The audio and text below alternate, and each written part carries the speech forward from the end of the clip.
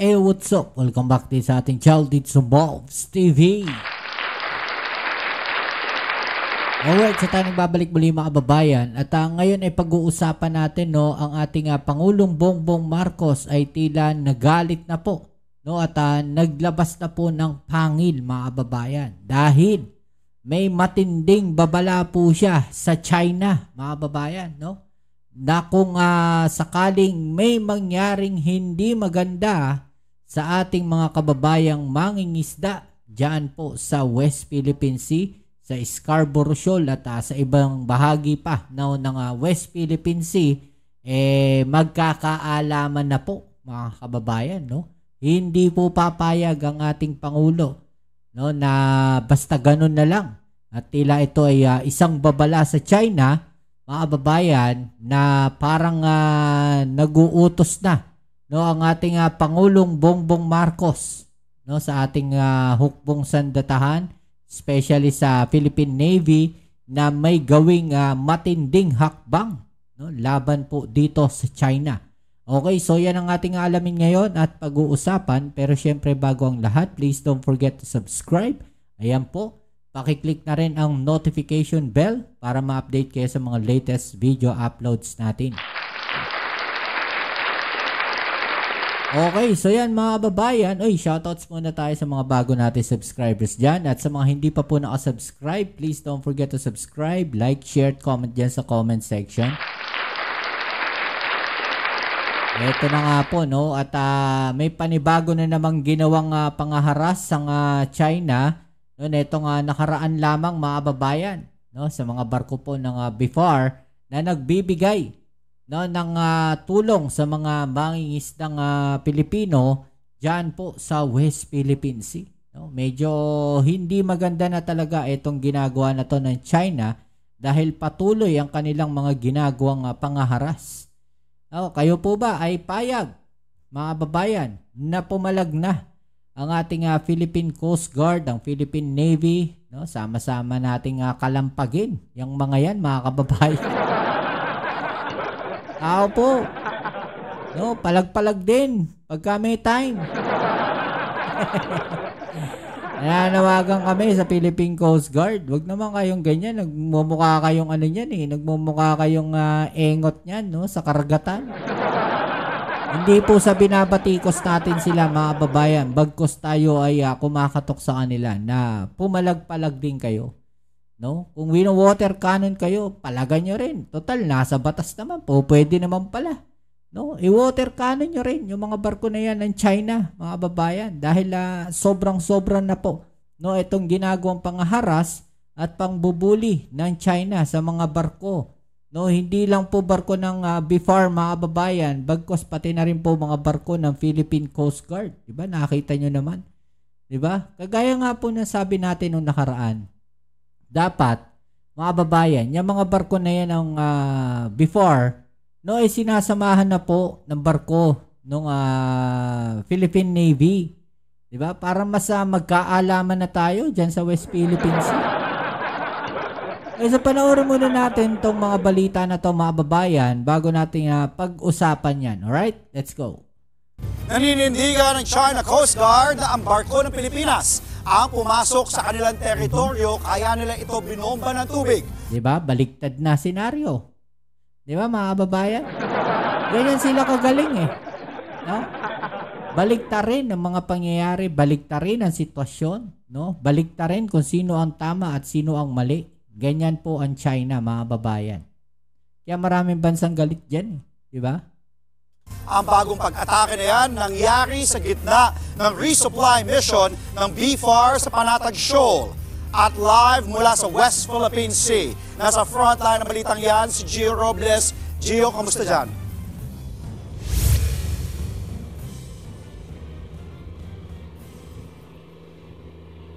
Profesional, makatarungan at alinsunod sa batas. Andre, yan ang sagot ng China sa panibagong water cannon attack ng Coast Guard vessel nito sa barko ng Pilipinas sa Panatag Shoal dito sa West Philippine Sea. Kuha sa video na ito ang saktong pagtama ng water cannon ng China Coast Guard na sumira sa port quarter o kaliwang likuran ng BIFAR vessel na BRP Dato Taradapit. Nangyari yan sa kasagsagan ng Maritime Patrol at resupply mission ng BIFAR sa mga mangingisda alas 10 ng umaga nitong Biyernes, 16.5 nautical miles mula sa Panatag Shoal. Sa video naman na inilabas ng Chinese state media Global Times, iginiit ng China Coast Guard na Pilipinas ang nanghimasok sa kanilang teritoryo. Sa parehong video, ipinakita rin kung paano itinaboy at winoter cannon ng CCG ang BIFAR vessel na anilay profesional na ayon sa batas at makatarungang paraan. Actually mga babayan, yung ginagawa na yan na hakbang ng China, no, yung pagbibideo rin na yan, paglalabas din na yan, propaganda po yan. No, para mapakita sa kanilang mga mamamayan, no, na ang maling ginagawa na nila ay tama. No, binabaligtad nila yung sitwasyon at pinapalabas nila mga kababayan na ang pumapasok sa kanilang teritoryo ay ang ating mga barko, which is kung sa katotohanan lamang, no, kung titignan natin at susundan ang batas mga babayan, sobrang layo na nila. No? Nandito na sila sa Pilipinas. Di ba? Wala namang problema, kunin niyo yung South China Sea. Basta huwag niyong sasakupin yung teritoryo ng Pilipinas. Doon kayo sa labas. Di ba? Ang problema, pinabayaan yan ng nakaraang administrasyon. Mga babayan. Hinayaan na gawin yung mga artificial island na yan. Hanggang sa makapagtayo sila, mga babayan, ng kanilang mga military bases dyan. No? At, ito pa matindi. Nakipagkasundo pa sa China, mga babayan. Ibig ko sabihin, no, hindi nila sinita yung China. At ito pa matindi dyan, mga babayan. Nakaraang administrasyon, gusto pa pong gawing probinsya ng China ang Pilipinas. Tapos sasabihin ninyo, bayani ng Pilipinas? Gusto ninyong gawing bayani? Hello?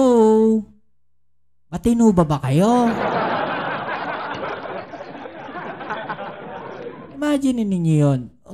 Nakakahiya doon sa mga bayani, no? Na lumaban, no, sa mga mananakop, mga babayan, doon sa mga bayani ng Pilipinas na nilabanan yung mga sumasakop sa ating bansa. No, yung Amerika, yung Japan, yung Espanya. Tapos ito gagawin yung bayani kasi gustong gawing probinsya ng China ang Pilipinas. Nasaan ang pag-iisip ninyo? Mahiya naman kayo. Uy, mahiya naman kayo. Ibay, di ba? Muntik ding bombahin ng tubig ang sinasakyan naming BIFAR vessel na BRP Dato Bangkaya ng isa pang China Coast Guard vessel sa Panatag Shoal kahapon. Bago yan, hinabol pa kami ng dambuhalang Chinese warship o barkong pandigma mula sa PLAN o People's Liberation Army Navy ng China. Diba? Meron pang barko ng Philippine Navy. Oh, sobra-sobra na yung kanilang ginagawa, mga kababayan. Kaya nga sinasabi ko, no, dapat ultimo Philippine Navy, mga kababayan, no? China Navy pala, yun nandyan. Ultimo Philippine Navy dapat, diba? Nakikipagkarambola na dyan. Wala pumapasok na yung China Navy, anong paliwanag nila dyan? Diba? Bawal yan eh. No, bawal yung ganilang ginagawa. Kung pwede lang magsita ng ganyan, mangharang ng ganyan, yung mga barko ng China Coast Guard. No, pero yung Navy nila, nandiyan dyan para harangin yung barko ng BIFAR, sobra na yan. Hindi na tama yan. Diba? Kitang-kitang armado ang Chinese warship at halos walang binatbat ang dihamak na mas maliit na BIFAR vessel. Tama. Sakay. Ano naman ang laban ng BIFAR vessel dyan eh? Pang ano lang yan? Pang monitoring lang yan? Pang bigay ayuda lang yan? Diba? BIFAR vessel, ayan.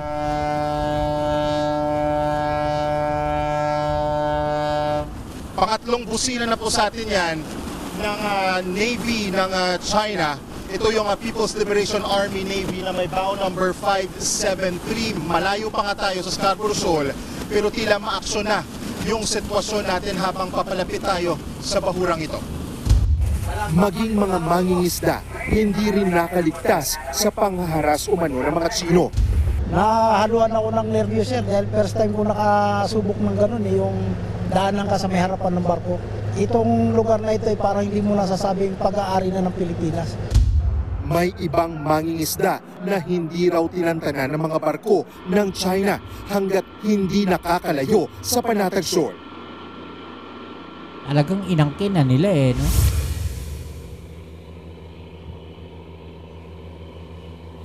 Andre, sa tanong kung bakit hindi gumaganti ang Pilipinas sa mga illegal na aksyon ng China ayon kay PCG spokesperson for the West Philippine Sea, Commodore J. Tariela at Foreign Affairs Undersecretary Ed De Vega, malinaw ang utos, hindi tayo papatol sa panggigipit o tinatawag nilang bullying tactics. Sa ngayon naman ay nagpapatuloy ang ating biyahe sa bahagi na ito ng West Philippine Sea at patuloy ang pagmamanman sa atin ng dalawang barko ng China Coast Guard. Magkabilaan po yan, isa dito sa aking kaliwa at isa po kitang-kita natin mula sa malayo yung puting barko ng China Coast Guard. Ayan mga babae, di ba? Talagang bantay sarado sila Samantala, ito naman po ang naging babala ng ating Pangulong Bongbong Marcos sa China. Panoorin natin to mga babayan. Samantala, layon ni Pangulong Ferdinand R. Marcos Jr. na nagawing legacy sa mga Pilipino ang pagsisikap niyang mabigyan ng proteksyon ang teritoryo ng bansa, lalo na sa West Philippine Sea. Yan ang ulat ni Kenneth Pasyente. Nasa kalagitnaan na ng kanyang termino si Pangulong Ferdinand R. Marcos Jr. Sa dami ng na-accomplish ng kanyang administrasyon, isa sa ipinagmamalaki niya ang hindi pagsuko sa di katiting na bahagi ng teritoryo nito, na bahagi ng teritoryo ng Pilipinas. Sa ika-4 na bahagi ng episode 2 ng kanyang podcast, sinabi ng Pangulo na ang hindi pagsuko sa teritoryo ng bansa ang legasiyang nais niyang maalala ng taong bayan mula sa kanyang pamumuno. We did not yield. We continue to protect the sovereignty of the Republic. We continue to defend the territory of the Republic. And we continue to protect and defend the people of the Republic. Makailang beses na sinabi ng Pangulo na sana mga babayan, gawin tayong konting aksyon. Hakbang ang ating gobyerno. Kahit papaano, pag winoter canon, palagan naman natin. Pero babala na rin to sa China, mga kababayan, na pagka sumobra na yung kanilang ginagawa, hindi na uubra. Diba? Hindi na po pwede yung ganun. Ayos na dialogo na isplansyahin ng Pilipinas ang anumang gusot patungkol ng territorial dispute. Pero ibang usapan na raw kung may mapapahamak na Pilipino, partikular na ang mga mangingisda. Hindi mo tayo nakikipag-away. Pero wag yung binabangga yung mga mangingisda. Hindi ba? Wag yung kami hinaharang dun sa teritoryo namin. Yun, ipaglalaban talaga namin yan. Because kung ibigay mo yan, ibigay mo ng, like they say, you give them an inch, they'll take a mile. So you cannot allow it even the 1 inch. Bagaman marami pang dapat trabahuhin sa nalalabing 3 taon ng Pangulo sa pwesto, marami na rin naman anya ang napagtagumpayan at titiyakin daw ng pamahalaan na magkakaroon ito ng marka pagkatapos ng termino ng Pangulo. We made a change for the better. This has been my guide in all the positions I've taken. The worst thing that can happen is umupo ka doon sa posisyon mo, na nagsilbi ka, umalis ka, walang pinagbago.